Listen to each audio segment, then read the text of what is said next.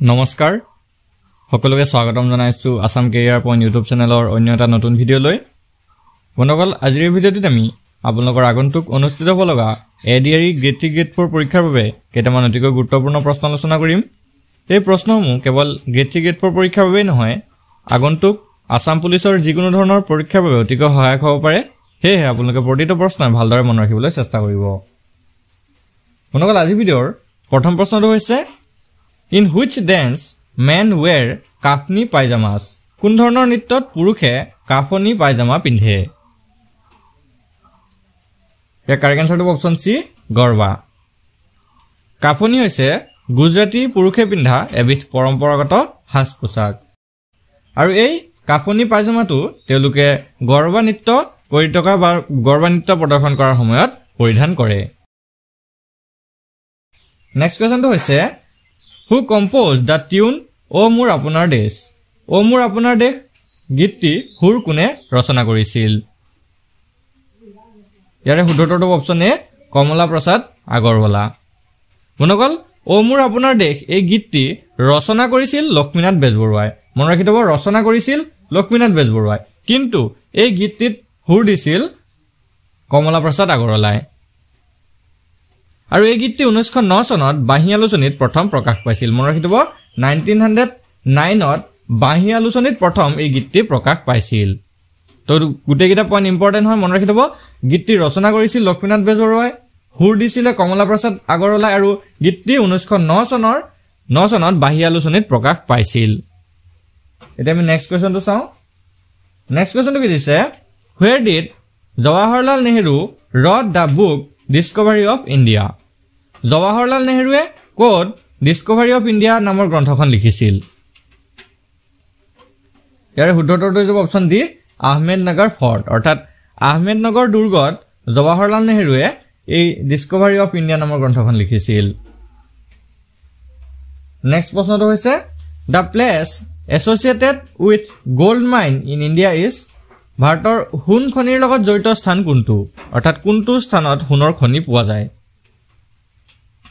তো শুদ্ধটো হৈছে option B কোলাৰ ভাৰতৰ কোলাৰ নামৰ ঠাইটোত সোণৰ খনি পোৱা যায় নেক্সট প্ৰশ্নটো হৈছে Who was the first Indian born woman to go to space? তো মহাকাশলৈ যোৱা ভাৰতীয় জন্মৰ প্ৰথম গৰাকী মহিলা কোন আছিল অৰ্থাৎ ভাৰতত জন্ম হোৱা প্ৰথম গৰাকী মহিলা কোন আছিল যোন মানে মহাকাশলৈ গৈছিল ইয়াৰ শুদ্ধটো হৈছে অপচন সি কল্পনা চাওলা তো ভাৰতত জন্ম হোৱা কল্পনা চাওলা প্ৰথম গৰাকী এনেকুৱা মহিলা আছিল যিয়ে মহাকাশলৈ গৈছিল নেক্সট প্ৰশ্নটো হৈছে In which place did India test its first nuclear device? কোন ঠাইত ভাৰতে প্ৰথম পাৰমাণৱিক যন্ত্ৰ পৰীক্ষা কৰিছিল ইয়াৰ শুদ্ধটো অপচন ডি পোখৰাণ ৰাজস্থানৰ পোখৰাণ নামৰ ঠাইত ভাৰতে প্ৰথম পাৰমাণৱিক যন্ত্ৰ পৰীক্ষা কৰিছিল নেক্সট কোৱেশ্চনটো হৈছে The first Assamese film to be awarded the best feature film at the National Film Award was ৰাষ্ট্ৰীয় চলচ্চিত্ৰ বঁটাত শ্ৰেষ্ঠ বৈশিষ্ট্যপূৰ্ণ ছবিৰ সন্মান লাভ কৰা প্ৰথমখন অসমীয়া ছবি কোনখন আছিল তো ইয়াৰ ৰাইট আনসাৰটো হ'ব অপচন সি হালধীয়া চৰায়ে বাওধান খায় তো আৰু এই ছবিখন 1988 চনত ৰাষ্ট্ৰীয় বঁটা লাভ কৰিছিল মনত ৰাখিব 1988 চনত এই ছবিখনে ৰাষ্ট্ৰীয় সন্মান লাভ কৰিছিল next question Where is Assam Women's University located? Assam মহিলা বিশ্ববিদ্যালয় ক'ত অৱস্থিত কাৰেক্ট আনসাৰটো হ'ব অপচন ডি যোৰহাট তো যোৰহাটত অসম মহিলা বিশ্ববিদ্যালয় অৱস্থিত নেক্সট কোৱেশ্চনটো হৈছে Which state does Srirampur connect with Assam? শ্ৰীৰামপুৰে কোনখন ৰাজ্য অসমৰ সৈতে সংযোগ কৰে বন্ধুসকল ইয়াৰ ৰাইট আনসাৰটো হ'ব অপচন ডি ৱেষ্ট বেংগল তো পশ্চিম বংগ ৰাজ্যখনক শ্ৰীৰামপুৰে অসমৰ সৈতে সংযোগ কৰে পিছৰ প্ৰশ্নটো হৈছে Who was the founder of Mughal Empire in India? ভাৰতত মোগল সাম্ৰাজ্যৰ প্ৰতিষ্ঠাপক কোন আছিল খুব ইম্পৰ্টেন্ট প্ৰশ্ন হয় ইয়াৰ ৰাইট আনসাৰটো হ'ব অপচন সি বাবৰ ভাৰতত বাবৰে মোগল সাম্ৰাজ্য প্ৰতিষ্ঠা কৰিছিল Now question number 11. Who was the first editor of the Assamese magazine Orunodoy? অসমীয়া আলোচনী অৰুণোদয়ৰ প্ৰথম সম্পাদক কোন আছিল? উত্তৰটো হ'ব অপচন এ ডক্টৰ নাথান ব্ৰাউন। তো তেওঁ 1846 চনত শিৱসাগৰৰ পৰাই অৰুণোদয় আলোচনীখন প্ৰকাশিত কৰিছিল। মনত ৰাখিব 1846 চনত শিৱসাগৰৰ পৰা এই আলোচনীখন প্ৰকাশ পাইছিল। নেক্সট কুৱেশ্যনটো হৈছে who won the men's singles at French Open 2022? 2022 চনৰ ফ্ৰেঞ্চ অপেন পুৰুষৰ একক শাখাত কোনে জয়লাভ কৰিছিল? উত্তৰটো হ'ব option D Rafael Nadal. Rafael নাডালে 2022 চনৰ ফ্ৰেঞ্চ অপেনত পুৰুষৰ একক শাখাত জয়লাভ কৰিছিল। পিছৰ প্ৰশ্নটো হৈছে under which schedule of the constitution of India is north Cachar hills autonomous council form? ভাৰতীয় সংবিধানৰ কোনখন সূচীৰ অধীনত উত্তৰ কাছাৰ পাহাৰ স্বায়ত্তশাসিত পৰিষদ অৰ্থাৎ NCHSE গঠন কৰা হয়? উত্তৰটো হ'ব অপচন ডি 6 শিডিউল অৰ্থাৎ 6ষ্ঠ অনুসূচীৰ অধীনত। নেক্সট কুৱেশ্যনটো হৈছে which article of Indian Constitution grants special status to the state of Northeast India? ভাৰতীয় সংবিধানৰ কোনটো অনুচ্ছেদে উত্তৰ পূব ভাৰতৰ ৰাজ্যসমূহক বিশেষ মৰ্যাদা প্ৰদান কৰে?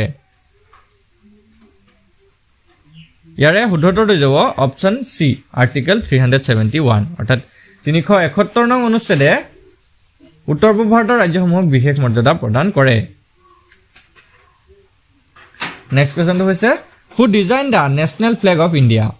ভাৰতৰ ৰাষ্ট্ৰীয় পতাকা কোনে ডিজাইন কৰিছিল? বন্ধুসকল ইয়াৰ শুদ্ধটো যাব অপচন বি পিংগালী ভেংকায়া। তো পিংগালী ভেংকায়াই ভাৰতৰ ৰাষ্ট্ৰীয় পতাকাটো ডিজাইন কৰিছিল।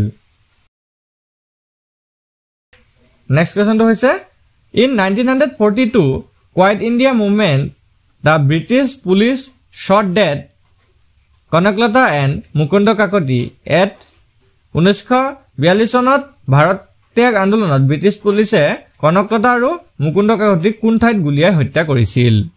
খুব ইম্পৰ্টেণ্ট প্ৰশ্ন হয়। ইয়াৰে ৰাইট এনচাৰটো যাব অপচন এ গহপুৰ।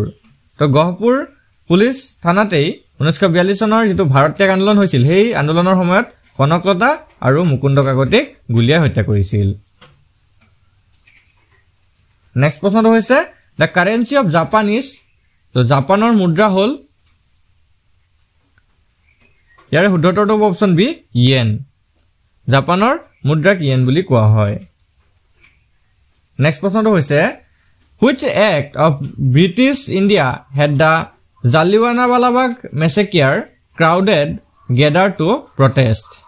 ব্ৰিটিছ ইণ্ডিয়াৰ কোনখন আইনত জালিৱানাৱালাবাগ হত্যাকাণ্ডৰ ৰাইজে প্ৰতিবাদ সাব্যস্ত কৰিছিল? ইয়াৰে শুদ্ধটো হ'ব অপচন বি ৰাওলাট এক্ট।